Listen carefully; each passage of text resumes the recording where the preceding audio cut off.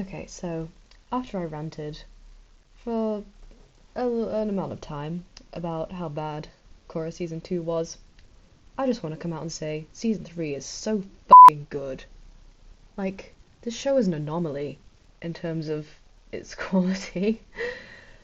It's such a great return to form for the show, and honestly, it even compares to the original Avatar. It's that good.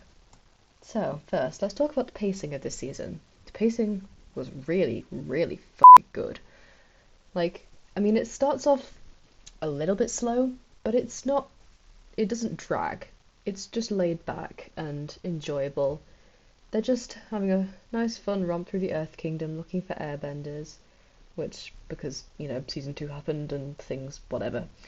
And I'm glad that they built on season 2 rather than just trying to erase it. I mean, in the beginning of the season, I was a little bit skeptical because they were continuing with all the spirit shenanigans and all the consequences that I was having on the world, but then Korra got banished from Republic City, and I was very pleased because that meant we could actually have a nice fun adventure without having to worry about how terrible season 2 was. And wow, Zahir is an awesome villain, I will just say. Like, his philosophy and outlook is so interesting, and his team of unique benders is really cool as well. They're great villains. I mean, they don't even compare to the shit show that was the second season's finale. The team has various run-ins with Zahir and his henchmen over the course of the season, and I really like how they gradually build him up as an ever bigger threat. And comparing it to season 2, I know it's not a comparison really, but the overall stakes in this season just felt so much higher because the villain was not a weird darkness kite that sounded like a bad Darth Vader parody, and he had a really compelling motive, and he was a lot more personal for the main characters, especially for Korra.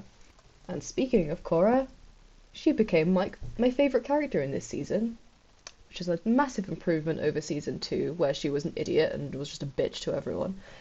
Was actually likable again, and I really liked in the first half of the season they paired her with Asami mostly, and they got a chance to become really good friends, which I really liked because obviously I know what happens in the end. They get together right at the end of season 4, and I really liked the sort of setting up that they did of them just deepening their bond and not really worrying, and finally doing away with the stupid love triangle plot. And just just watching the two of them just driving in the city and laughing about it was just so nice to see. And speaking of the love triangle, I didn't actually dislike Mako all that much in this season. He was actually kind of okay.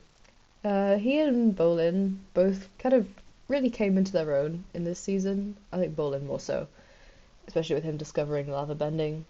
And Lynn got a really nice, strong character arc as well, which was really good because, I don't know, she was just kind of a mean, scary lady in the first 2 seasons and kind of an idiot in the second season.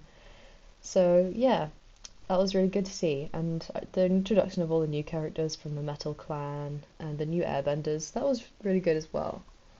And Zuko came back. So nice to see my boy. And the moment where Korra tells him that she spoke to Iroh in the spirit world, that just made me so happy. Just the way he looks at her in that moment, just stunned. And holy shit. The final act of this season was easily the best part of it. It built up to this really tense, harrowing, brutal climactic battle with Zahir. And I was honestly, even though I knew how it was going to end, I was honestly, scared. And I think it ended in a really mature and really tragic way, actually, with the lasting consequences that that battle has for Korra. I mean, the final scene where everyone's congratulating her and celebrating, and she's just sitting there crying silently, that made me cry. I still haven't recovered. This was easily the best season of Korra. I mean, I haven't finished season 4 yet, but I'm apart from the first few episodes, I'm not really enjoying it as much.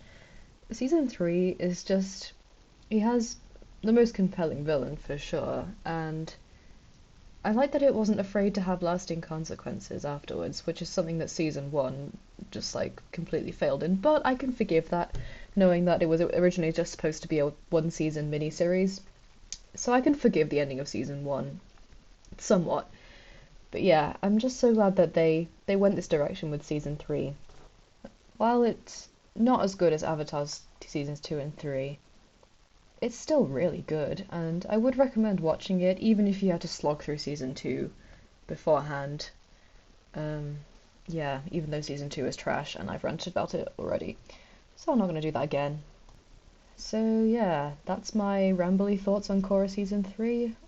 I thought I should just tell the world how good it is, and that you should give it a chance. Um, yeah, if you're still here, congratulations.